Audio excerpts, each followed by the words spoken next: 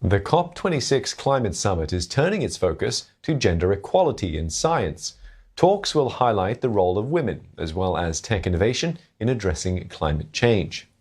The United Nations Women's Rights Agency says women and girls are disproportionately affected by climate change. They face greater risks from its impacts, particularly in situations of poverty. The UN has asked world leaders at COP26 for full and effective participation and leadership in policy and decision-making.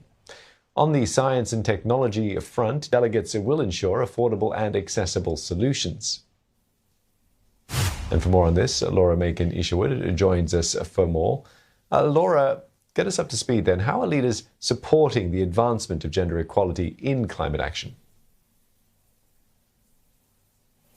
Well, a lot of this is making decisions now that will then look to the future. As you said, women and particularly girls are affected disproportionately by the effects of climate change, be it their reliance on small-scale farming that is then affected by desertification or lack of rainfall, or indeed schools being closed because of the impacts of climate change with flooding or other issues. And so consequently, ministers here are trying to really focus on that lower end, the younger age group, to try and ensure that girls will get at least 12 years of quality education. The UK government has already committed $220 million to try to help fund that, and also other projects that will empower women in leadership roles, because they say that it's vital that young girls are given the tools and the expertise to become resilient to climate change, to have the education, and then also in turn that then will allow them to make decisions in the future that will help them move forward regardless of the environment. There's also going to be a visit from a 3.5 metre tall puppet called Little Amal that's been walking 8,000 kilometres across Europe, basically demonstrating the plight of refugees. She's obviously a huge little girl, and trying to demonstrate that there are so many children that are going to be displaced, probably because of climate change impacts in the future. And so this seems to be an arty way, I suppose, of trying to really hammer that message home.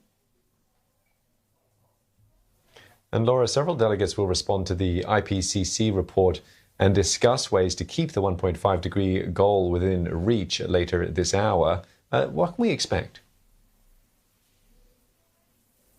Well, yeah, the IPCC report was effectively a code red for humanity, the UN Secretary General said, and that the alarm bells are really ringing when it comes to having to get the things moving, I suppose, to try and really impact and prevent climate change. And there's still a lot of areas where delegates are far apart in terms of carbon trading and other big issues. And so today, people are really trying to hone in on that and trying to make sure that any pledges made at this summit will bring the world below that 1.5 degree target of temperature rise globally. At the moment, those pledges that have been made are expected to take the world to around 1.8 degrees in sort of global temperature rise. So we're still a little way off that. But another issue that needs to be discussed as well is it's all very well making these promises, but how are people going to be monitored? How are nations going to be monitored and ensure that they do actually follow through on those? So all of these things need to be discussed today. Hopefully, by the end of this week, we'll be a bit further forward